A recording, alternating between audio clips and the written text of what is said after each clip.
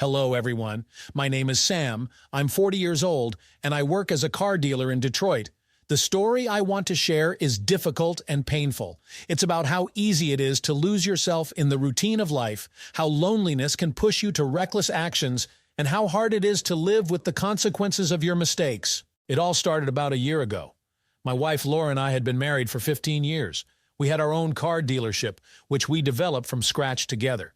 It seemed we had everything: a successful business, a cozy home, a stable financial situation.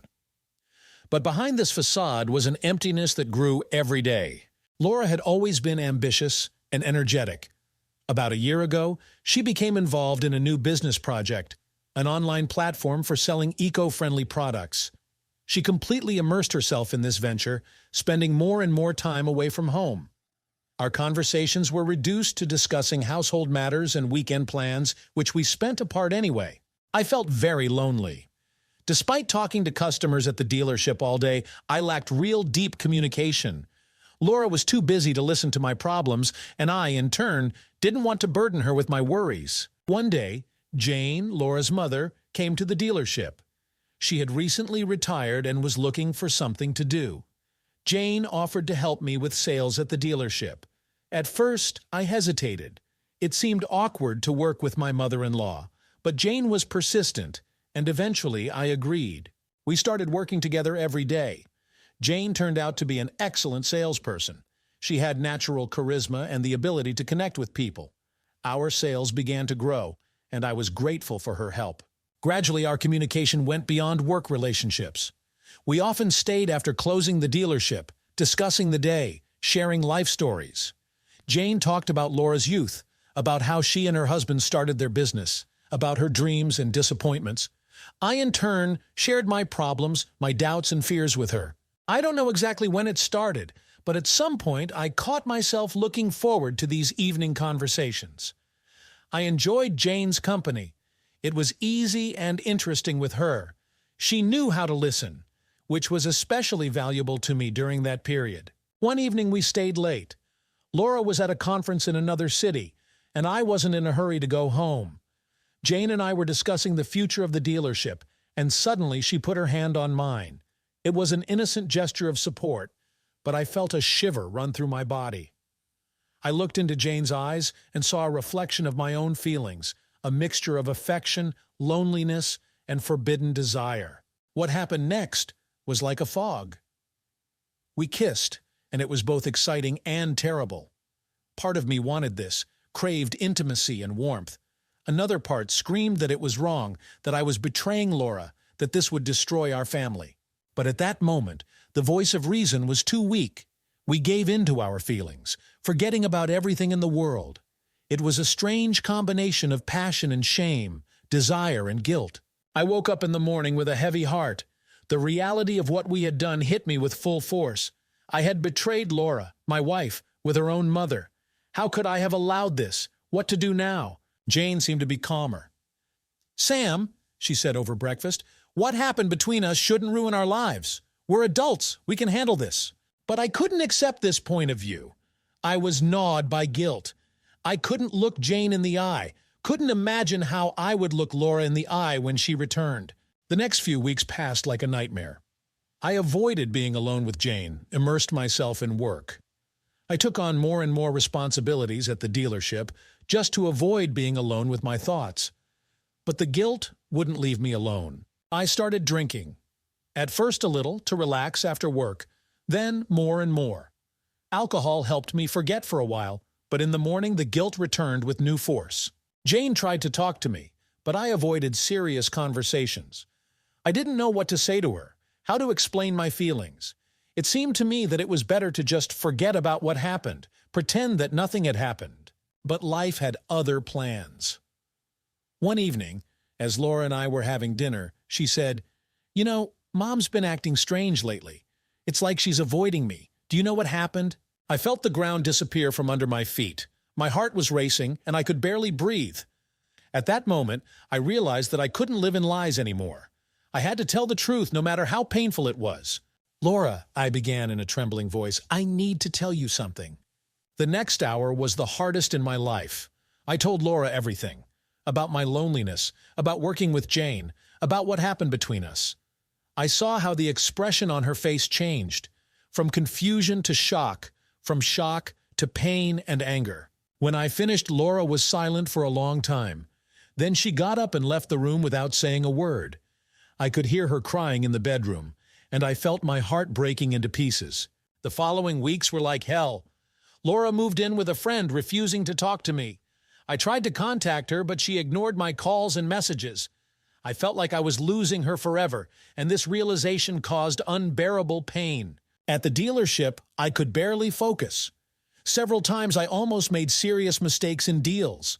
I started seeing a psychotherapist, trying to sort out my feelings and find a way to move forward. Laura's relationship with Jane was also destroyed. Laura accused her mother of betrayal, refusing to communicate with her. I saw how Jane was suffering, but I couldn't do anything to help her. We both found ourselves trapped by the consequences of our actions. 3 months passed. Slowly but surely, I was climbing out of depression. I started learning to live alone again, to fill the void in my life with something other than work and relationships.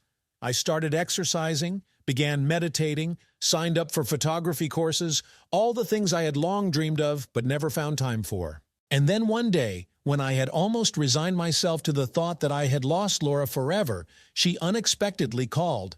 She wanted to meet and talk. I was both happy and scared. What would she say? Was she ready to forgive me? Or was this a meeting to say goodbye for good? We met in the park where we used to often walk together. Laura looked tired and thinner. She looked at me for a long time before speaking. "Sam," she began quietly, "these 3 months have been the hardest in my life. I couldn't believe that the 2 people closest to me could do this to me. I felt betrayed, deceived, humiliated." I was silent, not knowing what to say. Laura continued, "But you know what I realized during this time? I realized that despite everything, I still love you, and I want to try to save our marriage. But for this, we need to change a lot." I couldn't believe my ears. "Laura," I whispered, "are you sure? After everything I've done?" She shook her head. "I'm not saying it will be easy, Sam. It will take time for me to start trusting you again. We'll have to work hard on our relationship. But I'm ready to try if you want it too." I felt tears welling up in my eyes. "Of course I want to, Laura, more than anything in the world. I'll do everything to earn your forgiveness and trust." We started seeing a family psychologist. These were difficult sessions, full of painful confessions and bitter tears. But gradually we began to find our way back to each other. Laura told about her fears and insecurities, about how she felt lonely and unwanted when she immersed herself in her new business. I shared my worries and doubts. The psychologist helped us understand that what happened was a symptom of deeper problems in our relationship. We had been living parallel lives for too long, not really sharing our feelings and fears. We learned to communicate better, to express our needs without being afraid of appearing weak or vulnerable. I realized how important it is to be honest not only with your partner, but also with yourself. I understood that for years I had been suppressing my emotions, hiding behind work and rationality. Now I was learning to feel again, not to be afraid of my emotions. The relationship with Jane remained complicated. Laura wasn't ready to forgive her mother, and I respected her decision. Jane and I agreed not to communicate except for the most necessary matters. It was hard for all of us, but we understood that it was a necessary sacrifice. A year passed. Our marriage with Laura was slowly but surely recovering. We were learning to trust each other again, to find joy in simple things. I tried to be a better husband than ever before, cherishing every moment spent with Laura. I changed my approach to work at the dealership. Now I tried to find a balance between professional ambitions and personal life. Laura and I started traveling more, spending time together. I realized that no success in business is worth the happiness in the family. One of the most difficult moments was the resumption of relations with Jane. For a long time, Laura couldn't bring herself to even talk to her mother, but gradually, step by step, they began to restore their connection. It was a long and painful process, full of tears and difficult conversations. But the love between mother and daughter turned out to be stronger than resentment and betrayal. I kept myself out of this process, understanding that my presence would only complicate the situation. But I was glad to see how gradually Laura and Jane were finding their way to each other. Now, 2 years after those events, I can say that our marriage with Laura has become stronger than ever. We have learned to appreciate every day spent together. We have become more open with each other, learned to talk about our fears and desires. I continue to work in our car dealership, but now I look at my business very differently. I realized that no professional success is worth ruined relationships and lost trust of loved ones. This story has taught me a lot. I understood that there are no mistakes that cannot be corrected if there is a sincere desire and willingness to work on oneself. But the price of these mistakes can be very high. I almost lost everything that was dear to me because of a moment of weakness and inability to honestly talk about my feelings. I also realized how important honesty is in relationships, not only with a partner, but also with oneself. For years, I suppressed my true feelings, hiding behind work and rationality. The affair became only a symptom of deeper problems that I had been ignoring for so long. Now, looking back, I understand that our marriage with Laura has become much stronger after this trial. We learned to truly hear and understand each other, not to be afraid to be vulnerable. We no longer take our relationship for granted, but work on strengthening it every day. The relationship with Jane is also gradually improving. We will never be as close as before, and that's right. But we have learned to communicate respectfully in Laura's presence, and I see how important it is for her to see that her family is together again. One of the most important lessons I learned from this situation is the realization of how easy it is to destroy trust and how difficult it is to restore it. Every time I see pain in Laura's eyes when she remembers my betrayal, I feel a pang of guilt. But this pain also serves as a constant reminder of how important it is to value and cherish relationships with loved ones. I also understood how important it is to be able to cope with stress and loneliness in healthy ways. Now, when I feel overwhelmed or isolated, I don't shut myself off or seek comfort elsewhere. Instead, I openly talk about my feelings with Laura, meditate, exercise, or turn to friends for help. This story has changed me not only as a husband, but as a person in general. I have become more empathetic, more attentive to the feelings of others. In my work, I now pay more attention to the ethical aspects of doing business, understanding that each of our actions can have far-reaching consequences. I also started volunteering, helping couples who are experiencing a crisis in their relationships. By sharing my experience, of course, without going into personal details, I hope to help others avoid the mistakes I made myself. Laura has changed too. She has become stronger, more confident in herself.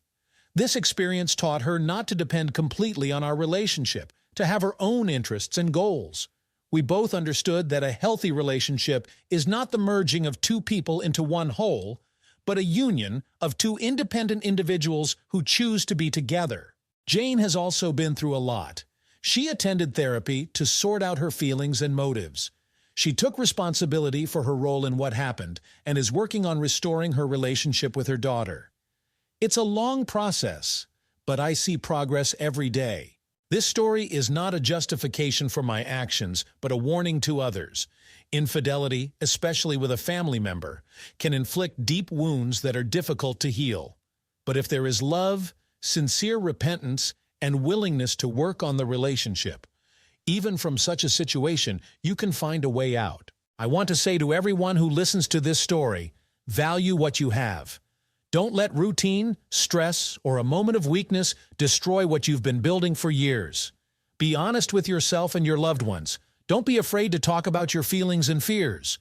And remember that true love can overcome any obstacles if you are ready to fight for it. If you feel that your relationship is in crisis, don't hesitate to seek help.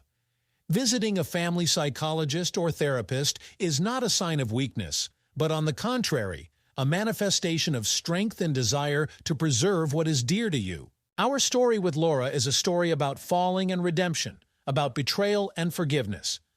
But above all, it's a story about the power of love, and that even in the darkest moments, there is hope for light. You just need to find the strength to take the first step towards healing. Today, when I look at Laura, I see not only my wife but also my best friend, my support, and source of inspiration. I know that we still have a long way to go, but I am grateful for every day we spend together. I also want to address those who find themselves in Laura's place, those who have been betrayed. Know that your feelings of pain, anger, and disappointment are absolutely normal.